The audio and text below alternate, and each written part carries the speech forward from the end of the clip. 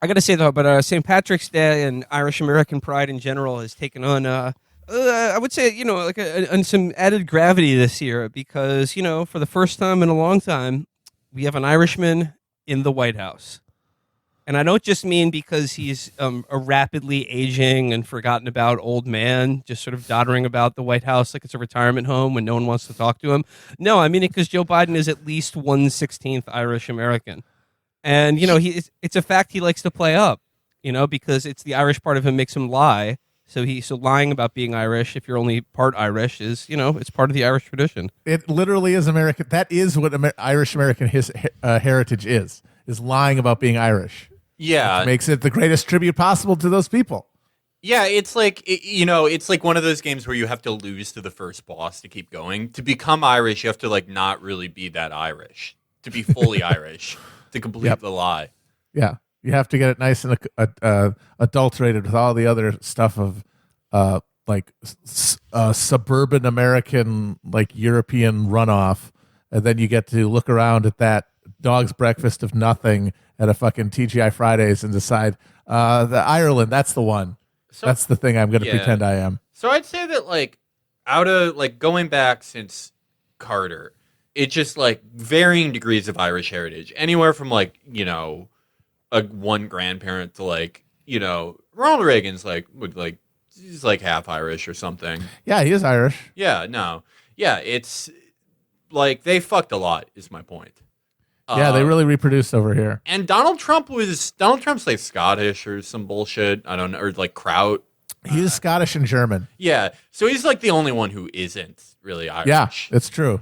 Yeah, that's true. But Joe Biden has. I think Barack Obama had a certain amount of Irish. Marfsaco Crumbo is very Irish. Yeah, no, he had a lot of Irish heritage, but Joe Biden like has the spirit of it more than any of those guys. He definitely does, and also he's Catholic too. So like that's another big part of that's the real. You're not really American. You're not really Irish unless you're Catholic. Honestly, come on. Yeah, if Let's you're get real here. When I see an Irish guy who's like a Presbyterian or some shit, it's like, come on, man. Well, figure it out. That's what Joe Biden would say. Like, pretend to be English then, if that's your deal. Yeah. If you're going to pretend to be Irish, you have to also pretend to be Catholic. Sorry, that's the rule. And that's the main thing we're trying to, bring home is that Welsh people, Scottish people, Irish people, they're all English. Yeah, exactly. They're all a type of English. Yeah. And it's just about which one they pick to pretend to pretend exists. That's why it's called England.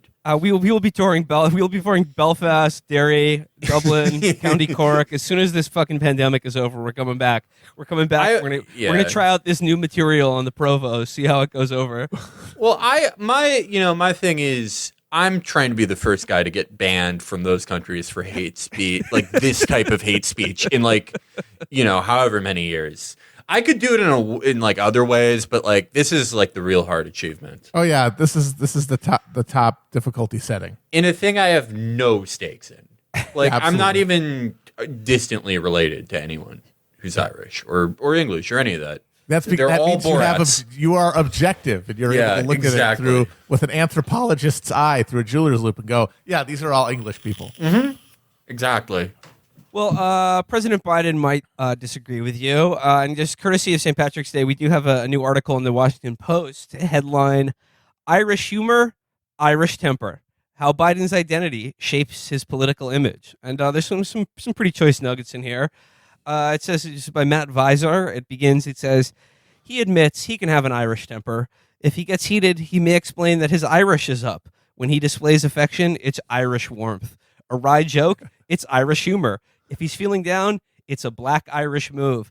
And this does speak to Biden's authentic Irish culture and identity, because just claiming being happy, sad, garrulous, or angry as Irish qualities is it's part of the packet. It's like I'm not just funny. I've got Irish humor. I've got an Irish wit.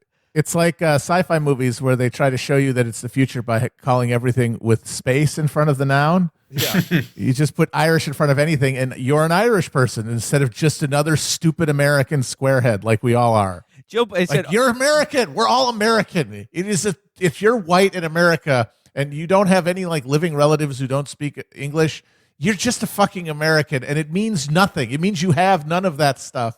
and you can just pretend, and that's what they're all doing. They're just pretending so hard. It goes on. It says, "Oh, and he's not just Catholic; he's Irish Catholic." Oh my God. Joe Biden is many things, but there aren't many things he is more of than Irish. On St. Patrick's Day at the White I mean, probably German, honestly.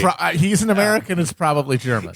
He's probably like 85% German, like most Americans. The Germans are like the main ingredient in the cake of American whiteness. They're they're the white flour. Well, that's everything the thing, else is just in there. Yeah, that's like the Irish fucked a lot, but the Germans reproduce through eggs, so they can do like 1,000 per woman. There's no beating them in American heritage. Yeah. Well, I mean, if you have a certain folksy a charm or a bit of it, you can't say that it's German warmth coming through because that's a quality not associated with them. But the That's Irish, something a lot of people felt in history. The Irish, the ninth episode of Band of Brothers, German warmth. The Irish, though, everyone loves the Irish, and that's why everyone wants to be Irish, including Joe Biden. Because you know why everyone wants to be Irish? Because they're the one European country that got colonized. Yeah. So that you can be. Yeah. So they're somewhat sympathetic, and you can feel no guilt. Like Italians are kind of like that because but okay, they were in Ethiopia. World War II, but I mean, like, come on, compared to the rest of Europe, it's not really a contest. So that's why Irish, yes, that's the one. If you can't pull the other Italian off, yes, because they're the whites who got owned. Yeah, and that's like that's just a thing of time that like if Dennis Leary had been born in 1995, he would be doing like decolonial poetry type stuff instead of what he did, which is incredibly important work. Yeah, bring back flavored coffee. Yeah. Well, I mean, I would say that the work he already produced is decolonial poetry of a kind. He's trying to decolonize coffee.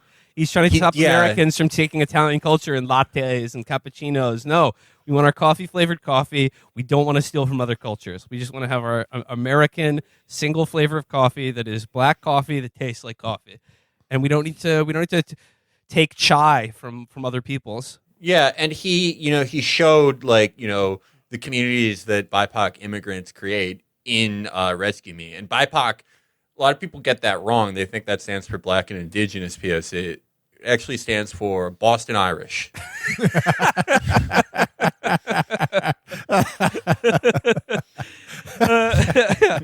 It says here, on St. Patrick's Day at the White House, it was an Irish festival for one of the nation's most Irish of presidents. The water in the fountain on the North Lawn turned green in the morning, and the White House was set to be lit in the same color in the evening. To start St. Patrick's Day, Biden attended St. Patrick's Church near his home in Wilmington, Delaware, before flying back to Washington with virtual meetings with Ireland's Taoiseach, or Prime Minister, Michael Martin. Everything between Ireland and the United States runs deep, Biden says, wearing a green tie and a fistful of shamrocks in his coat pocket. Our joys, our sorrows, our passion, our drive, our unrelenting optimism and hope. Is unrelenting optimism and hope something that's associated with Ireland as an people or a nation? Yeah, you think? I mean, I can't think of anything more celebratory and hopeful than the New York City draft riots of 1863. I mean, that's like what's so funny about all of this, like the way that Americans process identities is like it's all of this shit is so general that you can just pretend like they're unique traits of anything, but they're just all like general human traits. So it's like, if you had like one uncle who's optimistic, it's like, oh yeah, that's my Austrian optimism. But this points to something that Felix has said before about how the only real American trait is that psychotic, delusional optimism.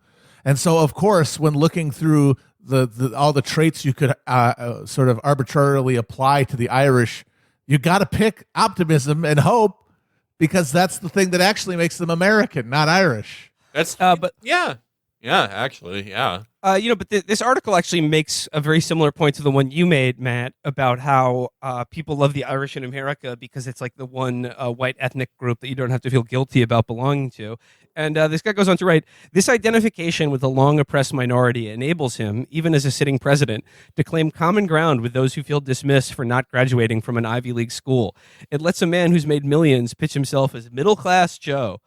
And then he says here, guys who think because they have a lot more money that they're better than you, look down on you, Biden said in the days before the election. I acknowledge I have a chip on my shoulder coming from an Irish Catholic neighborhood where it wasn't viewed as being such a good thing. He's still got a chip on his shoulder.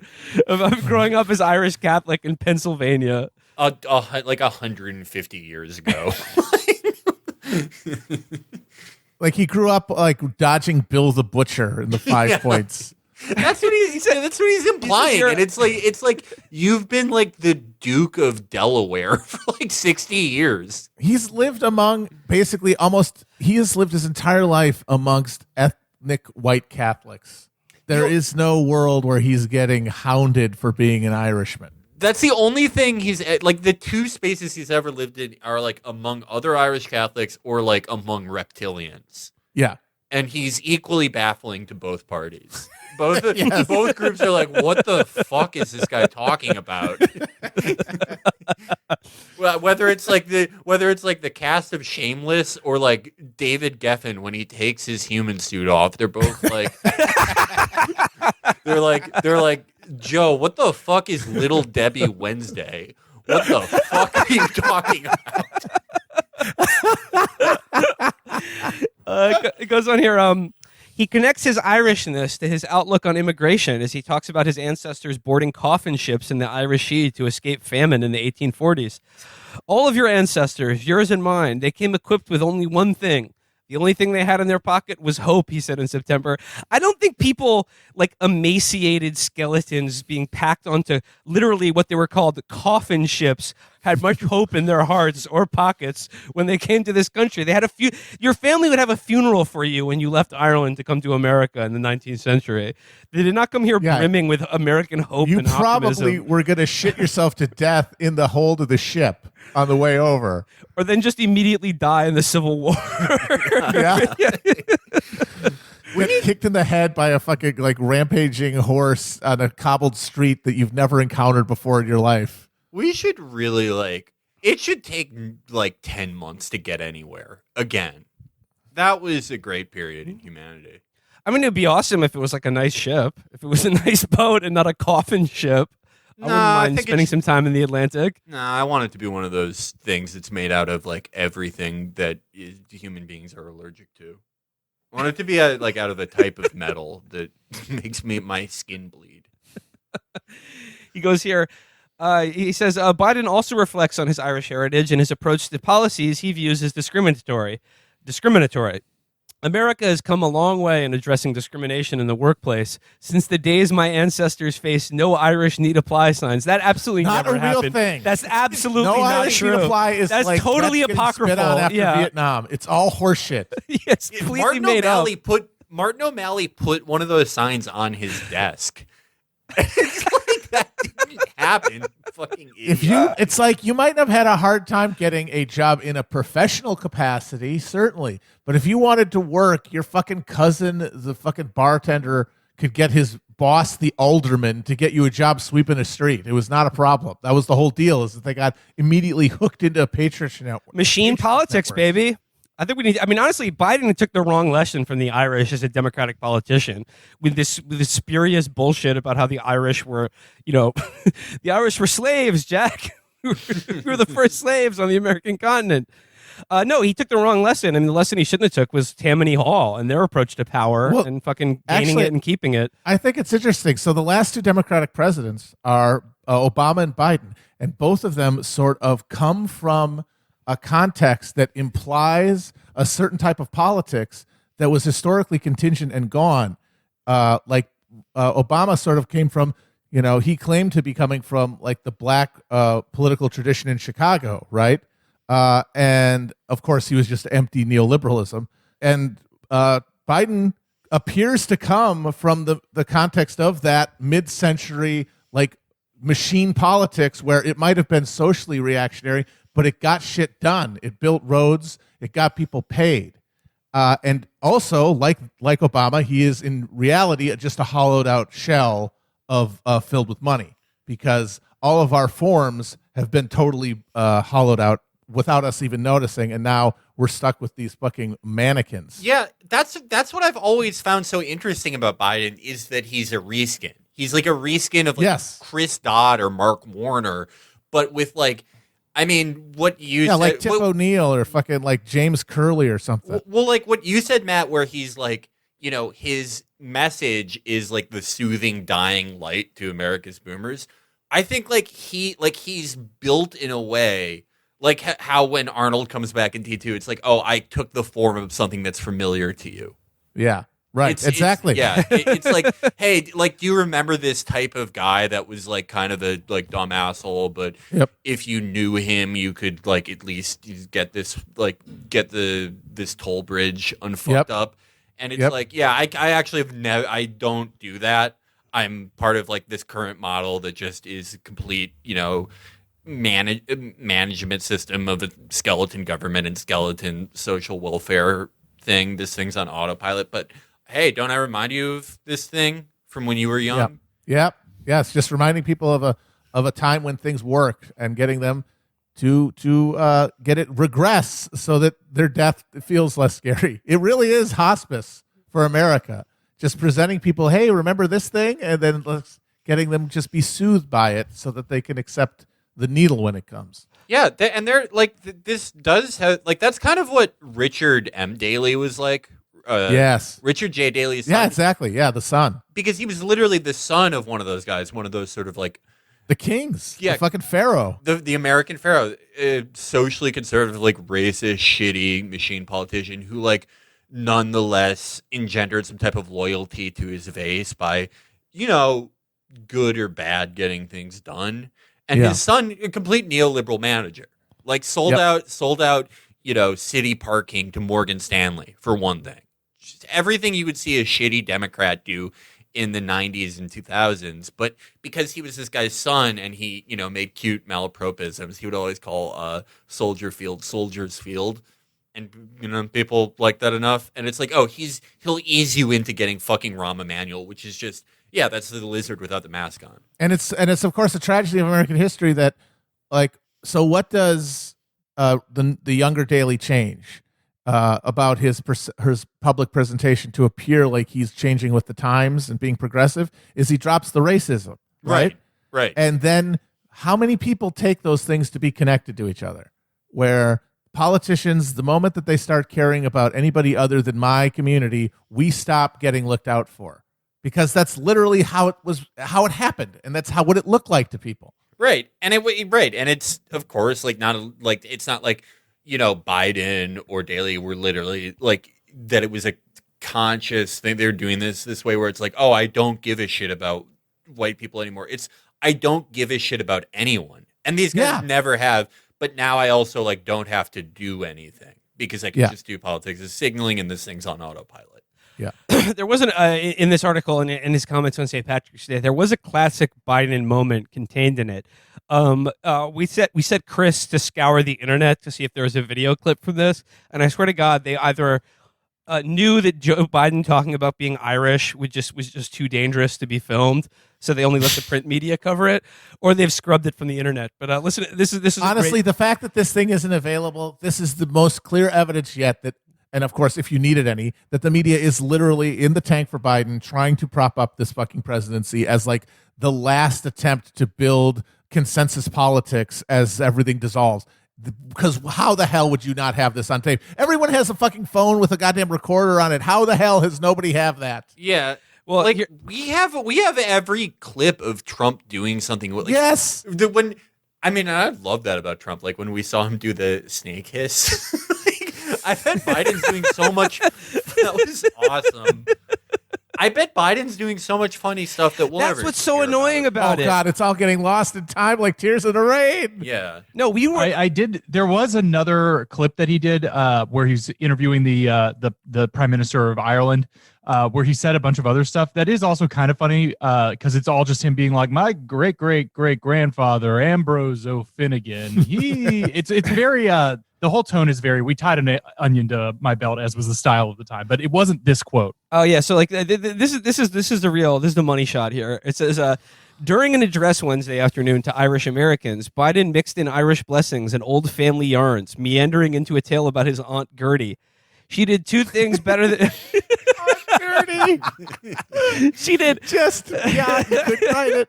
You could, but why would you even bother? She did two things better. She did two things better than anyone else. He said, one is she was the best back scratcher in the world. The best back scratcher in the world. That's not a skill that you can be good or bad at. Yeah, unless your nails are really grade fucked that up. finely enough to determine world's best. So he goes, yeah, there's two things she did better than anyone else in the world. She was the best back scratcher, and two, no offense to the Greeks, but she made the best rice pudding in the world. And it's just like, okay, like this line is like, no offense to the Greeks, but she made the best rice pudding in the world. This is the first time I've ever heard of rice pudding as being associated with Greek people as like a traditional Greek thing. It's apparent. No way. I mean, it's probably because like it's in Greek I think he associates it with Greek diners, and so it's probably because like his brain is dying. He's reverting. I mean, he's talking about his Aunt Gertie, for fuck's sake. That is because it's like you know how we were saying that his presentation is reminding people of a simpler, better time in their lives, so that they accede to their body, their social order shutting down. His body is doing that to him and putting him back into a place that is more comforting and loving, like when Aunt Gertie used to scratch his back and feed him rice pudding. And yes, he probably has a memory of like getting a hand job in a Greek diner in fucking Dover, Delaware, 1956, and he saw like rice pudding on the menu when he came. Well, he saw rice pudding after she got done with the hand. Yes. Yes, also. And he just has this like visceral relationship between the two. And now every time he hears of the Greeks, he thinks of rice pudding. And when he thinks of rice pudding, he thinks of the Greeks. I love the idea that like he associates anything that's like tangentially related to something a Greek person done with like Greek people as a whole. And I would just love it if like he knew about Stav and he'd be like, no offense to the Greeks, but I used to be a pretty fat guy who liked having sex a lot. No offense to the Greeks, but I have one of the best bird collections in the world, man. My Aunt Gertie, she had more parrots than anyone. No offense to the Greeks. He spent all her money on the parrots, Jack. We had no money for food or rice pudding. That's why she was scratching us all the time. We were hungry. That's the struggle. Aunt Gertie. No, Aunt Gertie. So if you have an Aunt Gertie, you're so fucking old. Yeah. No, you're ancient. Yeah. But like he goes on here and he continues to connect being Irish with like some sort of relevance to the struggles of the modern world. And he goes here, Biden's remarks are mixed with pride, noting that the White House was designed by an Irishman, architect James Hoban, and suggesting that the Irish know struggles that the world is currently undergoing. We have a chance to reach out, kind of like our ancestors did, to reach out and help each other, he said, to reach out and help people who are in trouble. It's just like, this is like every group of people in the world could say this about their ancestors. You know, it's just, but whatever, it's his day. It's Irish Day. It's Joe Biden's day, and they're covering it up. They're fucking taking it from us. This is his special day where he can have more fun being president than like anyone else, and they're taking it away from us.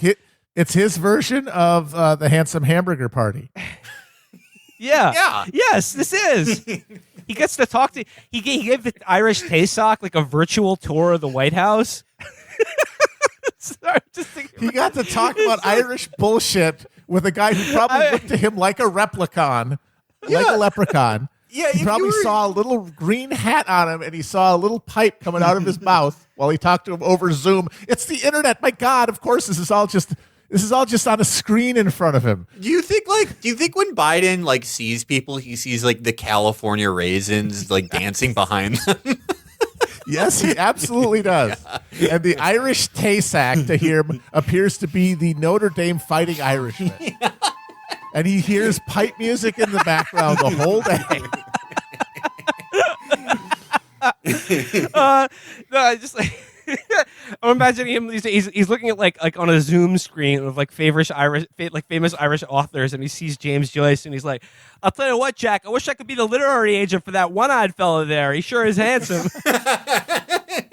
But he just like in his head, because like as his brain is dying, what is he falling back on? His childhood and those memories of specific people. And then the cultural bullshit that he grabbed onto, like Irishness. So he's imagining himself. He's like in his head. on St. Patrick's Day, he's in Angela's ashes. Yeah. He's like running around his grandmother's skirt and like eating a potato with his hand, and he's loving it.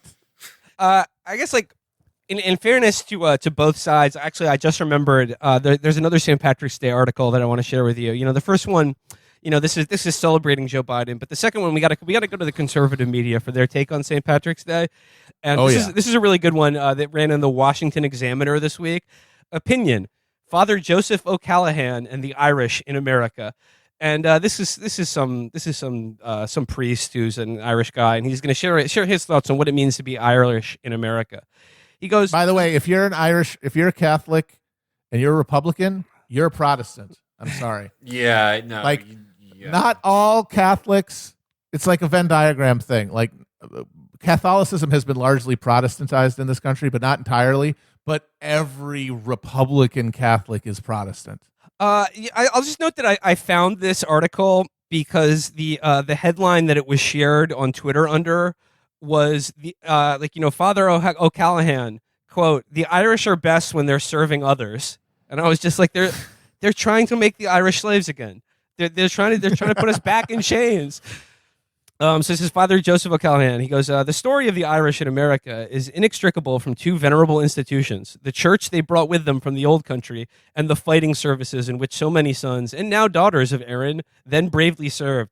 I think it's like, yeah. If you're Irish in America, the two institutions that you can really hold up as yours and being part of this positive tapestry of the American experience is the Catholic Church and the U.S. military. Yes, absolutely. The two institutions that have never harmed anyone. Not a single time. Not once. I mean, like, there's not much here. He just talks about, like, the Second World War produced great literature. I was chaplain on the Franklin as an overlooked gem. A bookish math professor from the College of the Holy Cross, Father Joe, was assigned to. And he just goes on talking about a completely fictional, made-up thing that doesn't exist. Does he mention the St. Patrick Brigade in that thing at all? No, he does not. Do you guys know what that is? No, I don't. No. I would think that a literal Catholic priest would want to talk about this. So during the Mexican-American War, there was a brigade made up predominantly of Irish Catholic immigrants who defected to Mexico over anti-Irish and anti-Catholic sentiment in the American military. Well, yeah, they'd be fighting on the side of the Catholic army. Yes, Yeah. That's exactly what they did. They literally defected and fought the United States. They made a terrible movie with Tom Berenger about it. And then only a couple generations later, one of them became president. Yeah, but like that shows that incident actually speaks to like the inherent tensions between a religion like Catholicism and a country like the United States that demands like a civic, secular religiosity. And you'd think that that'd be something you'd want to talk about, but instead he's just like, hey, remember that time the made up guys? It's not even real incidents. Yeah, no, he's just talking about a book. Oh wait, no, the book was written by Father O'Callahan. This guy's name is Kevin Carroll, and he's just some army mick. That's all. But it just at the end here, he says Irish Americans are at their best when serving selflessly as men and women for others. He wants some Irish domestic servants to come back. He wants Aunt Gertie to be serving tea and shit. She goes here. Not just when battling, as O'Callahan did so well for our country and his stricken ship, but anytime they show mercy and care personally for the corporeal and spiritual needs of individuals, humbly and ecumenically. The United States, and this is like the last graph is really insane. He goes here, the United States may be called upon yet again to fight in the far reaches of the Pacific, this time against Chinese communists. We hope not, but if we must, Irish Americans will be there. And in war or peace, O'Callahan is an example all Americans must emulate. So he'd be like, damn, I really hope we don't have to end up fighting China in the Pacific again. But if we do, man, I've got a great idea for what every Irish American can do, which is die. Yeah, in reality, the only thing that's going to make Irish Americans, people who would consider themselves that, fight and die in the Chinese war is if their grandparents got a house after World War II. If they did, then they're not fucking fighting. That's it. And if they do, honestly, they'll probably just be pressing buttons in a cyber war, which honestly would be kind of cool. Yeah. I mean, maybe Irish will take to computer hacking better than anyone. due to the lying aspect. Yeah, no, it's all about faking credentials, something they're pretty well acquainted with. God, I'm just imagining, like, is this guy actually talking about like an actual land war with Yeah. like Yeah. mass No, it's talking about combat fighting in the Pacific Yeah, against all- Chinese China and the United communists. Yeah. States? Just if you can imagine the United States doing that, you need to remember the country you live in. You need to like get really acquainted with what this place is. No, if you think we could pull that off, or would ever be no, motivated to. We'd rise to the occasion. Like we have everything else, it'll be like, okay, so with our standing army now, yeah, maybe some trouble, but like, okay, maybe like one of those gimmick Twitter accounts that's all faked, like guys who are down bad and Mr. Beast collab to start the Join the U.S. Army challenge. And then we have 100 million soldiers. Like 1/4 of all Americans are soldiers.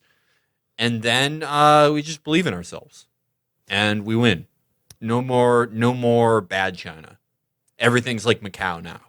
It's the biggest MGM Grand in the world. The only way we could fill an army to fight the Chinese, like in a slugfest with troops, is if we got all of the very sad Zoomers to do it, like the 21-year-olds who listen to all that very sad music. Yeah, be they like, could be the go first. do it, get killed. You'll be fine. You'll be happier. The first American suicide troops. I think I don't know. It would be like very like AJ Soprano's suicide. Well, you would have It wouldn't. Yeah. Well, I mean, like for this guy Kevin Carroll, if he wants more Irish people in the military, he's got to get the priesthood to like issue some sort of like fatwa saying it's okay to kill yourself, because that's a problem for Catholics. You're not allowed to off yourself even if it's war. Yeah. But Catholics. Well, like the best thing that could happen to like a real like actual Catholic, which there are a few of in America, but is like, oh, like I get my genitals blown off in the war, and it's like kind of my fault, and I get to feel bad about it until I die. That's really what they want. It's like how like with Hezbollah, it's like, oh, we're not afraid of death. We've come to like embrace it, like not being afraid. We know like it's coming for us, just as like more as like a condition of recent history than anything, I feel like. But with Catholics, it's like I just want to feel bad.